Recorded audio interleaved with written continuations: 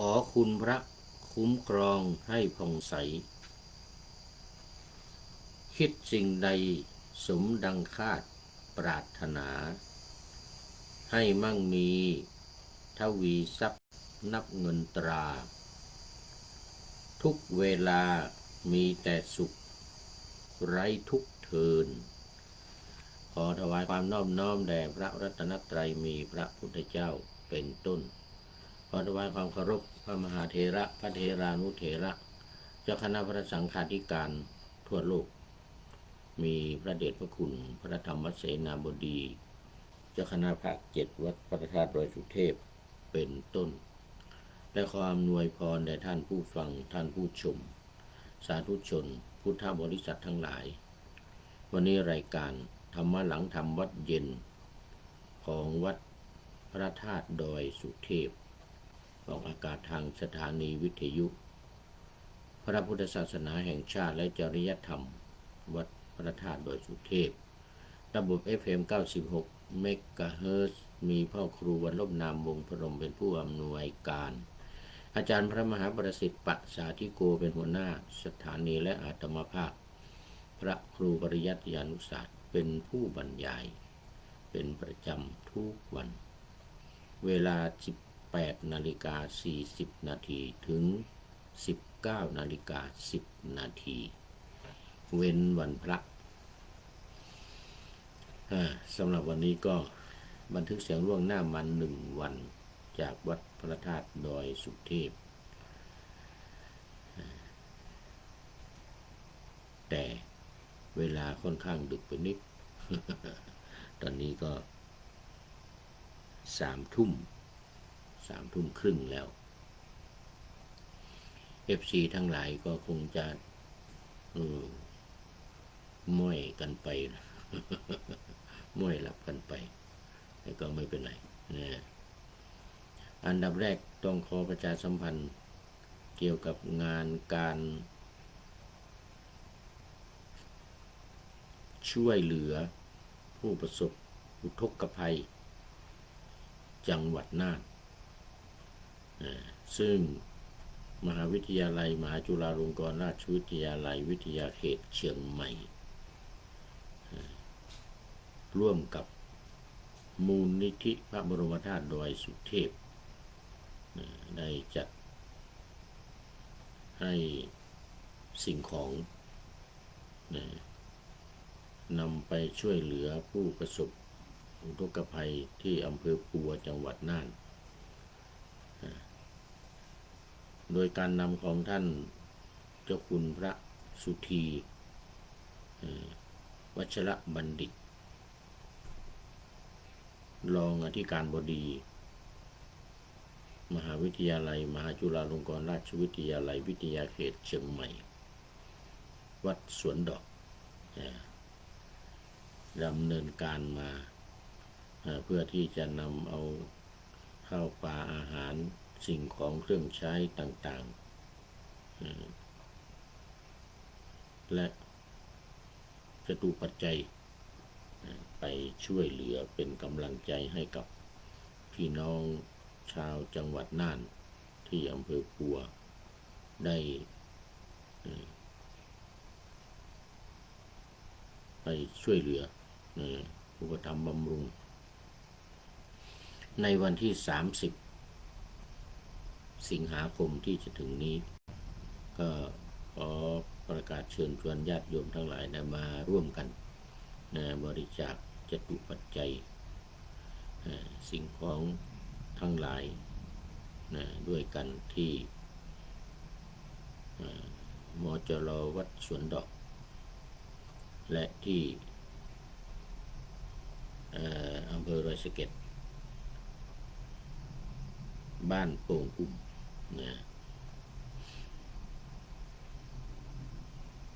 และที่วัดอินทคินสะดือเมืองวัดพระธาตุดอยสุเทพโดยมีพระเดชพระคุณหลวงพ่อพระธรรมเสนาบดีหลวงพ่อเจ้าคณะภาค7เจ้าวาดวัดพระธาตุดอยสุเทพเป็นประธาน ในการดำเนินงานครั้งนี้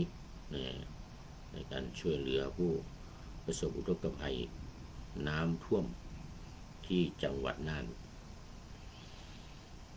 อันนี้เป็นอันดับหนึ่งอันดับที่สองเชิญร่วมงานทำบุญอายุวัฒนมงคลครบ78ปีของพระเดชพระคุณหลวงพ่อพระธรรมเสนาบดี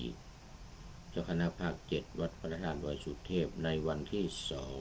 2กันยายนที่จะถึงนี้เชิญชวนญาติโยมสาธุชนทั้งหลายได้มาร่วมกันเป็นเจ้าภาพนู่นนี่นั่นมีภัตตาหารแล้วก็เครื่องทายทานตามเจตนาศรัทธาภัตตาหารนี้โต๊ะจีน 1,500 บาทเป็นต้น เป็นต้น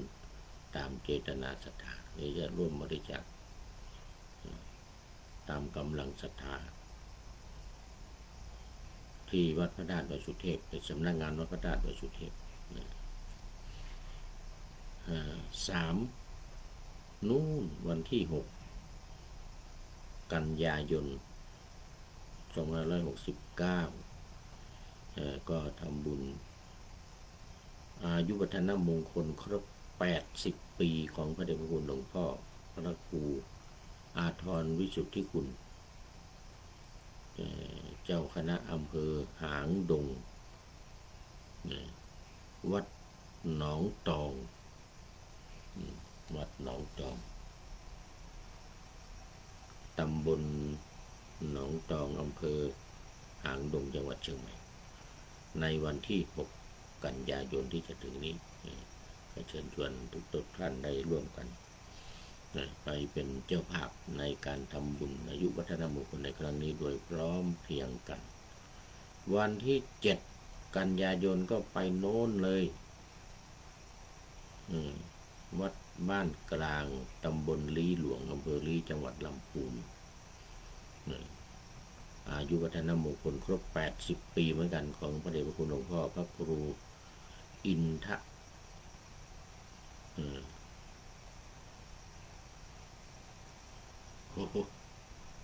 ขอไว้พระครูอินทะวุฒิเดี๋ยวก่อนอันนี้เจ้าคณะอำเภอลีจังหวัดลำพูนก็ประสานงานที่แทนพระครูโกสิตปริยัตยาภรณ์วัดป่าแดงมหาวิหารซึ่งเป็นลูกศิษย์ก้นกุฏิวัดบ้านกลางอำเภอลีจังหวัดลำพูน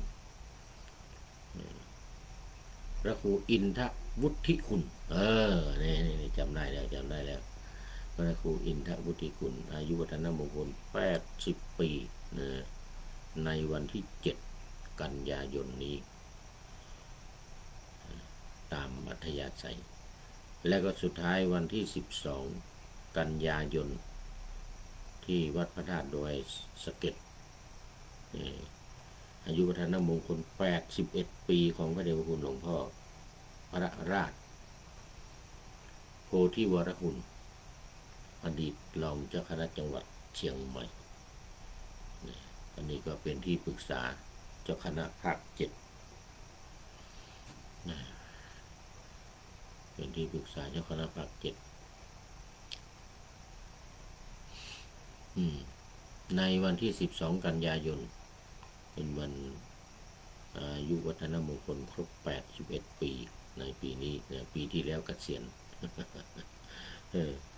เกษียณ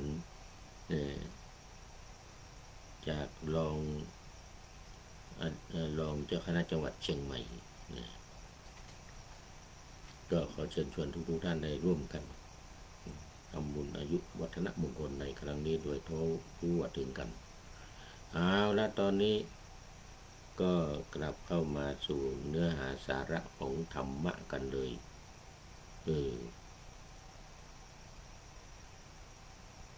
ตอนนี้ก็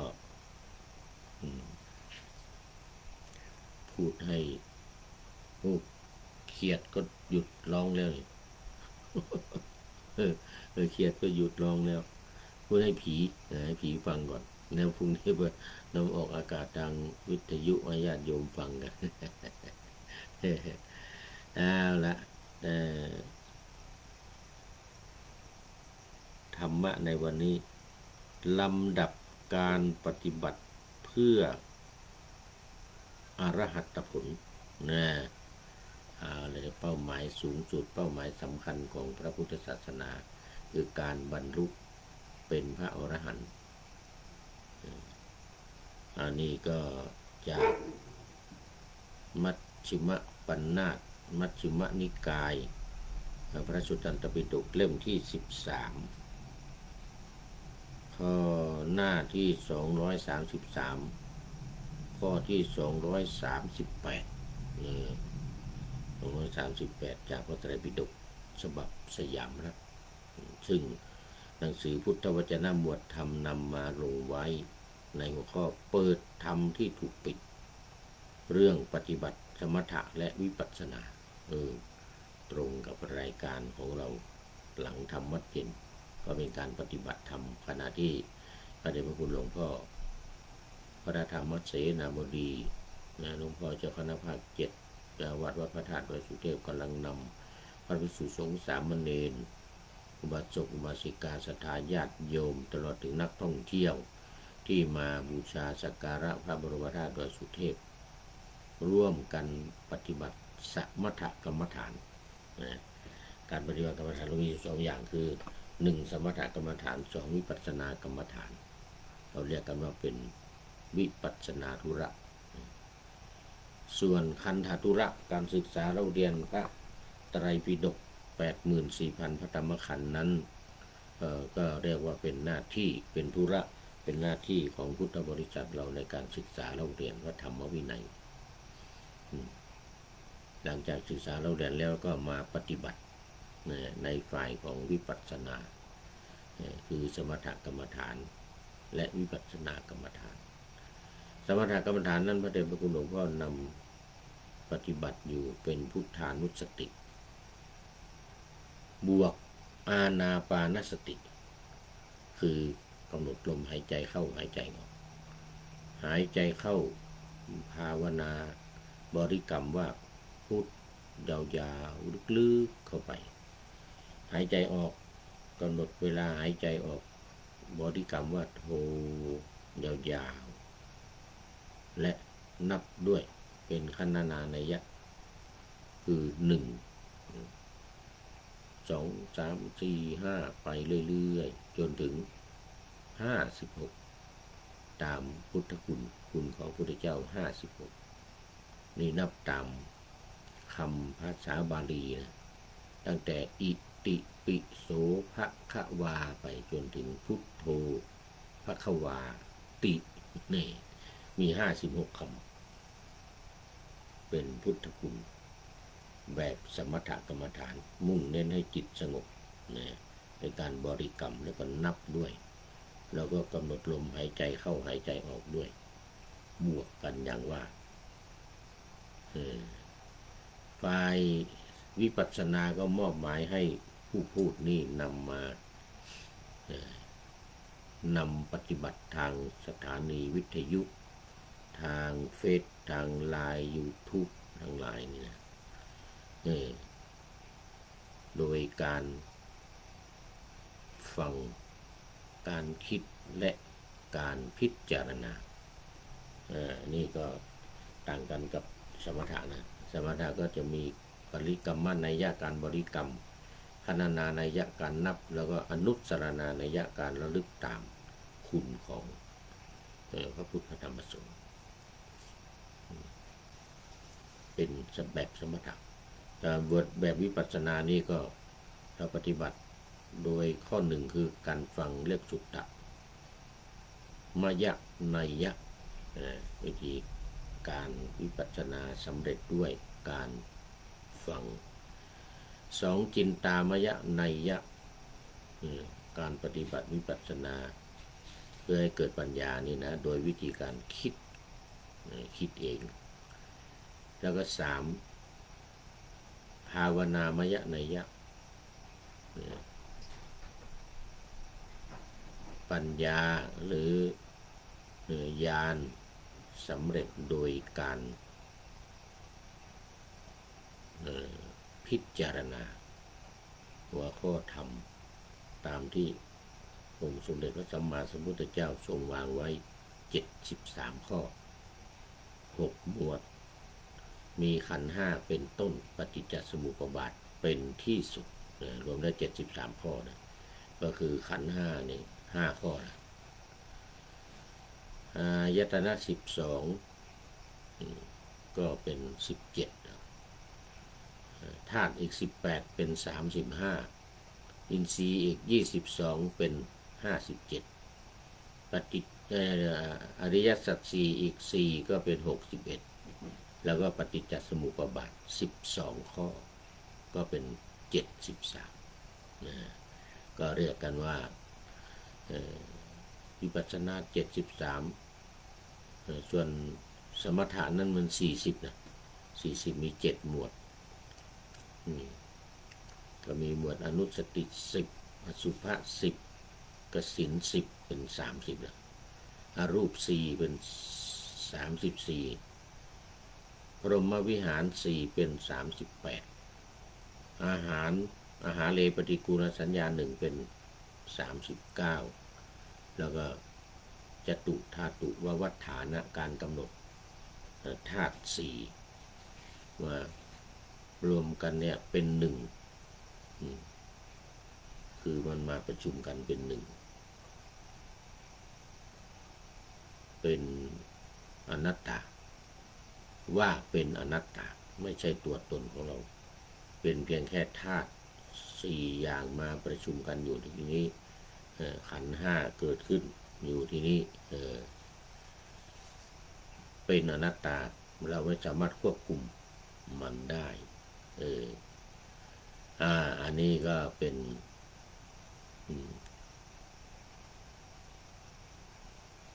สมถกรรมฐาน40อย่างส่วนวิปัสสนานี่73อย่างดังที่กล่าวไปแล้วโดยการปฏิบัติวิธีปฏิบัติต่างกันของฝ่ายวิปัสสนานี้เป็นโดยการพิจารณาใช้ใช้ภาวนามยนัยยะเป็นหลักที่สำคัญในการพิจารณาให้เกิดขึ้นให้มีขึ้นให้เกิดความเข้าใจให้รู้แล้วก็ละไปตามลำดับนี่คือวิปัสสนาตัวจริงการปฏิบัติวิปัสสนาจริงๆคือปฏิบัติอย่างนี้แม้แต่ผู้พูดเองนี่เคยบอกหลายครั้งว่าขณะที่พูดอยู่นี้ก็ปฏิบัติวิปัสสนาไปด้วยโดยการฟังนี่หูอยู่นี่ หูอยู่นี่ฟังปากพูด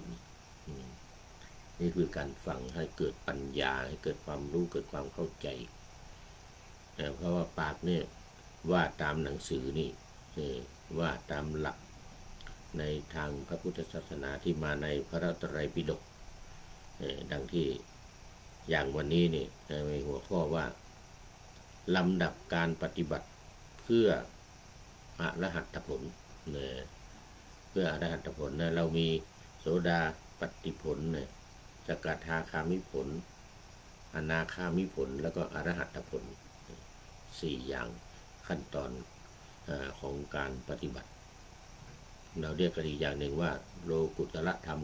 9มรรค4ผล4แล้วก็นิพพาน1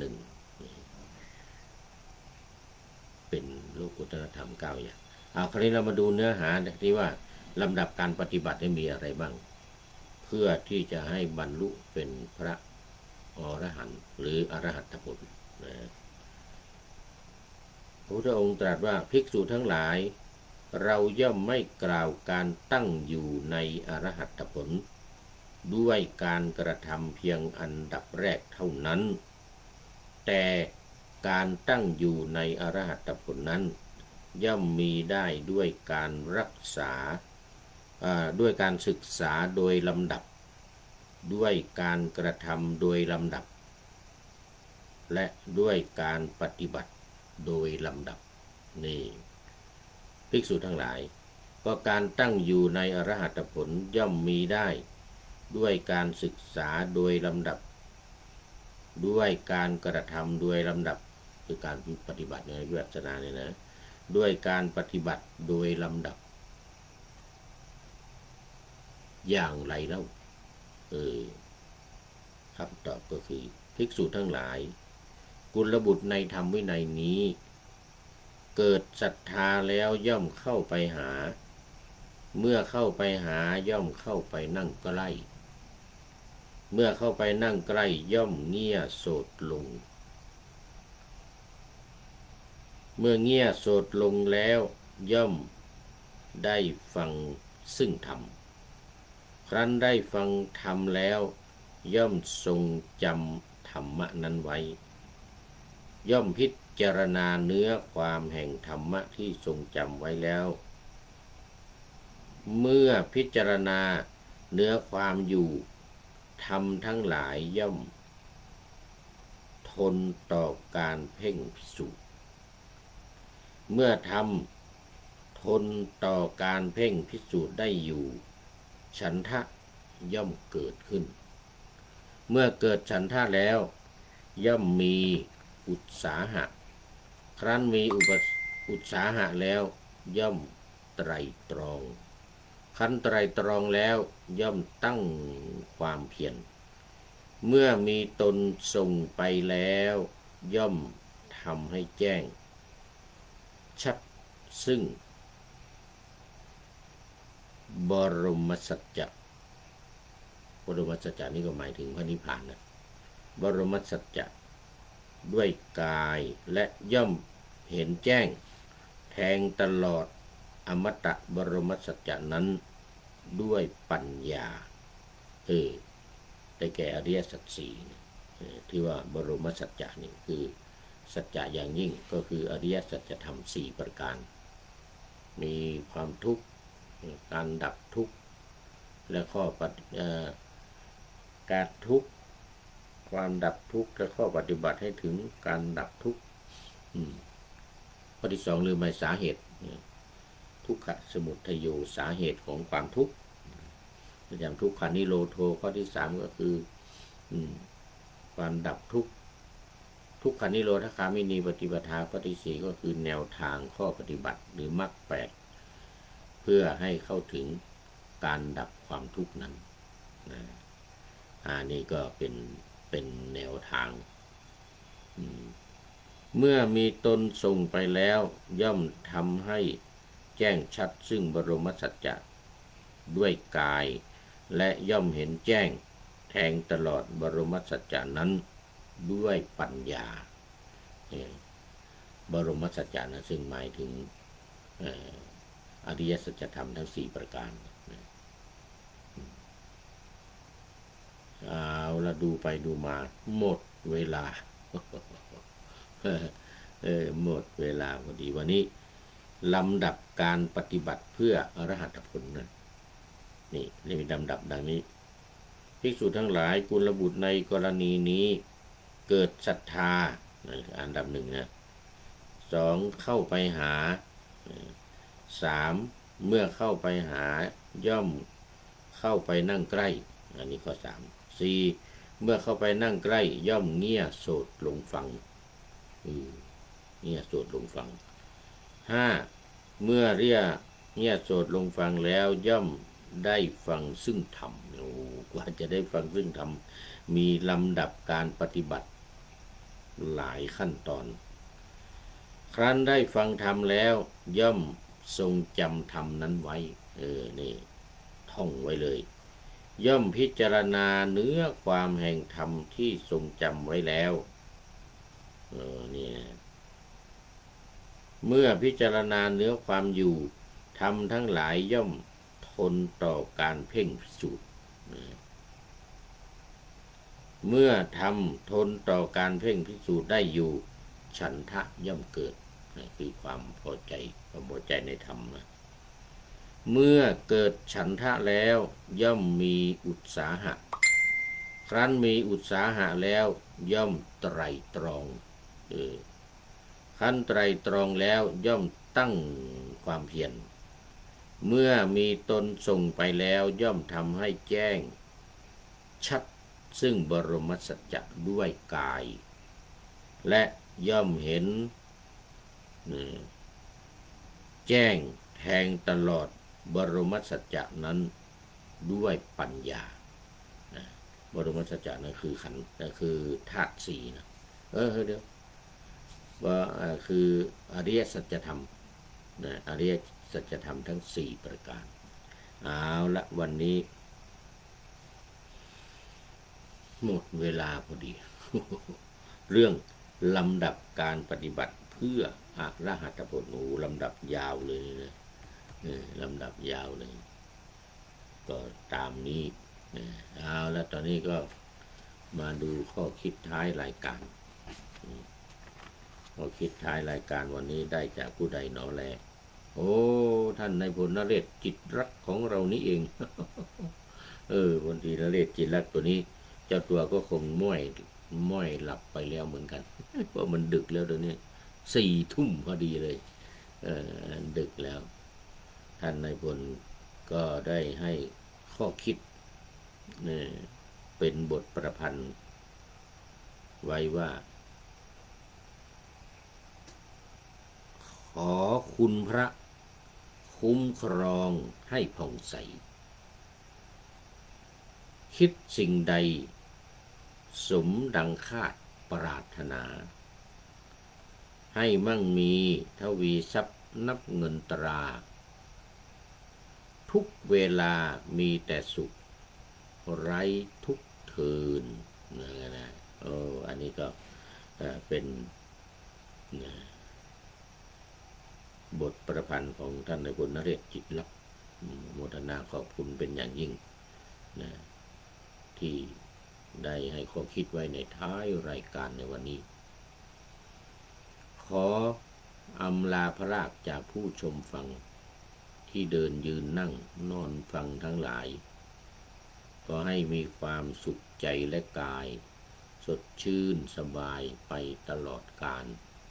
นำเอาธรรมะไปปฏิบัติเพื่อให้กำจัดทุกข์ใหญ่ภัยพานพ้นเกิดตายในวัฏฏสงสารบรรลุนิพพานทุกท่านกันเถิดขอเจริญพร